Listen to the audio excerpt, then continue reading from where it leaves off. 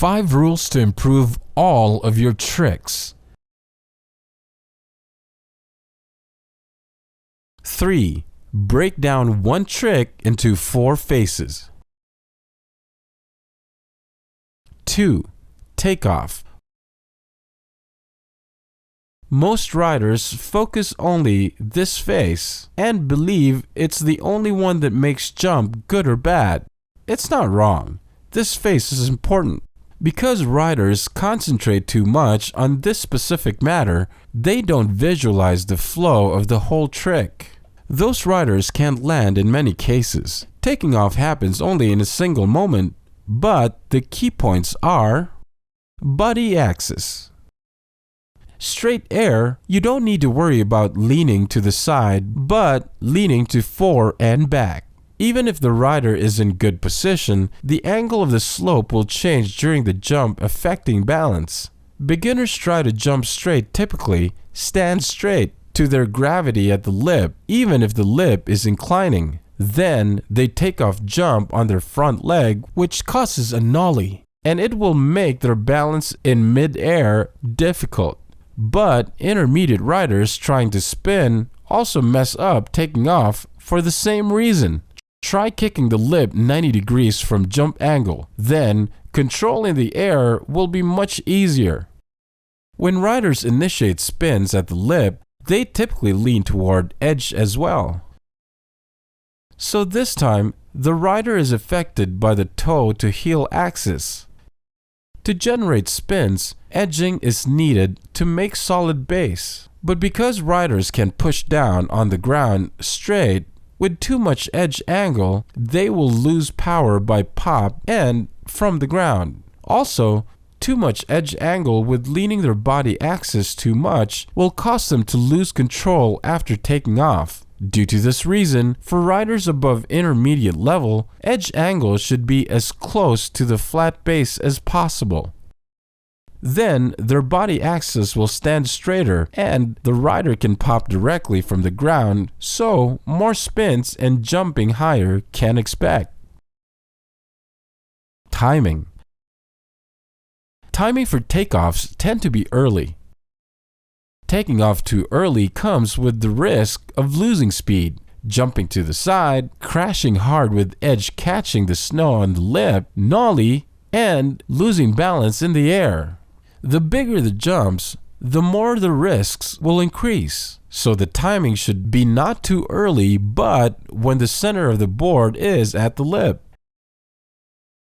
If you are an advanced level rider, try not to move until your back foot touches the lip. Even if your lower body can't wait long enough, your upper body couldn't. Or maybe your upper body can, but your lower body can't? The timing is always changing due to your body condition, mental condition, speed, and so on.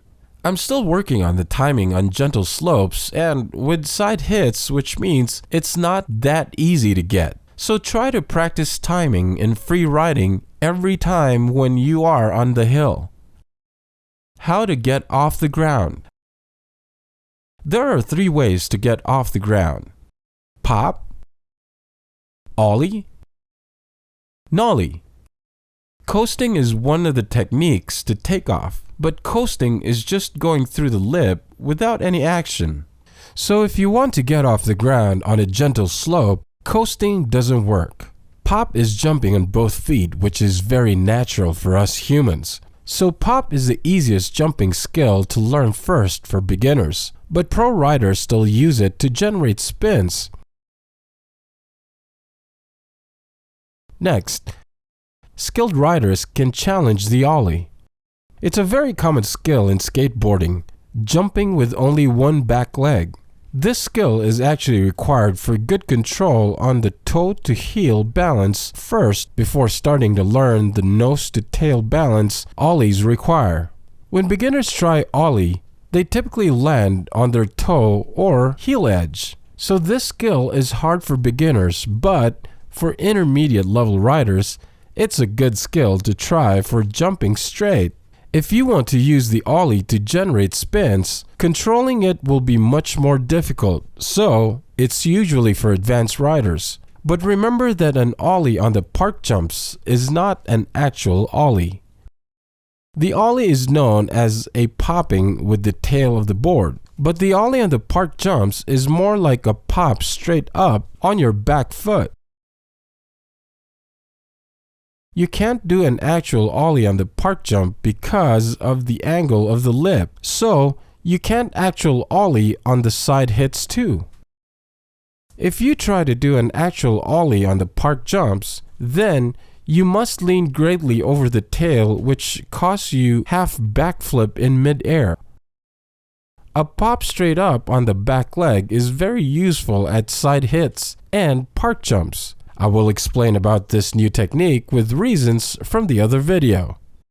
Nollie is there to create more tricks, so it's the hardest skill to jump. It's a mentally challenging skill because you shift your weight on the nose, and you might imagine if your nose catching the snow and falling over hard. So nollie is an advanced level technique. Those skills are necessary to generate any tricks, because the board needs to leave the snow to be free from any pressure before putting it into any action, so you can jump safely and make tricks easier. As I mentioned before, if the board takes off the lip with less edging, popping straight up is easier and the body axis won't incline, so control in the air will be easier as well. If you keep strong edging until takeoff, you will jump to the side and you will lose speed due to too much pressure on the jump by strong edging. The pop will be difficult if you rotate your body harder. If you can remember that popping hard and rotate hard, then the timing will get harder to adjust to the lip. If you pop harder, your air time will be increased and you can suck up your knees quicker, so the spinning force will be increased as well. For straight air, you can suck up your knees easy by popping hard, so you will be small in the air, making grabbing the board easy as well. You can pop, but not by 100%. Popping by 80% may be the best to keep your balance on takeoff. Want to learn more with us and want more challenges?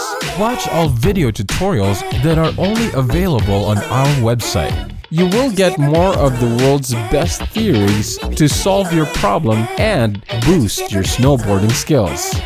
Get the world's best coaching methods based on the coaching of national level athletes. Boost your snowboard intelligence with us.